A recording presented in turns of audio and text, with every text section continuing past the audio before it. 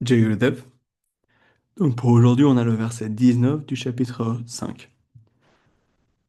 Ieva te jita sargo, yesham samye stitam mana, nirdosham he samam brahma, tasmad brahmane teshtita. Ceux dont le mental est établi dans l'équanimité se sont élevés au-delà des conditions du monde matériel, même en étant encore ici-bas. Donc, Ia et Eva, c'est-à-dire même en étant encore ici-bas, Jita Sarga, ils sont allés au-delà de ces conditions du monde matériel. Qui ça? Ceux qui ont le mana, le mental, qui est Samye Stitam, qui est Stitam, c'est-à-dire établi dans l'équanimité, Samya.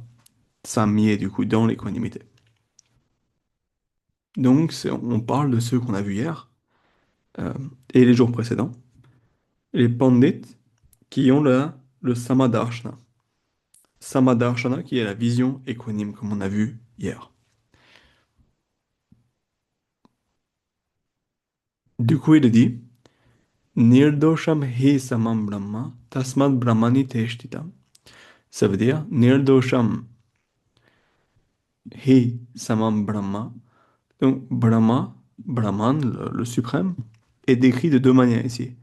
Nirdosha, Nirdosha, dosha, ça veut dire dosha ici, ça veut dire une faute. Nirdosha, ça veut dire sans faute. Hi samam, il est équanime, il est le même. Oui. Nirdosham, il est sans faute et il est le même équanime. Brahma.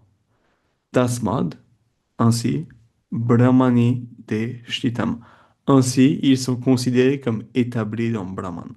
Donc, c'est quoi le raisonnement ici?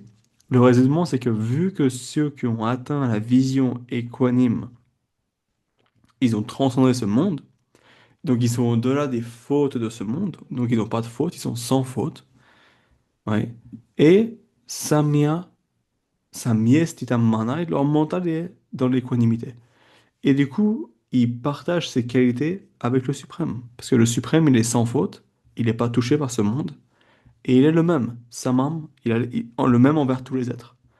Donc, ils ont les qualités de ce Brahman, le même envers chaque être, et ils sont sans faute, ils reflètent ces qualités du divin. Et donc, ils sont dits être établis dans Brahman. Voilà pour ce soir. Jai Gurudev.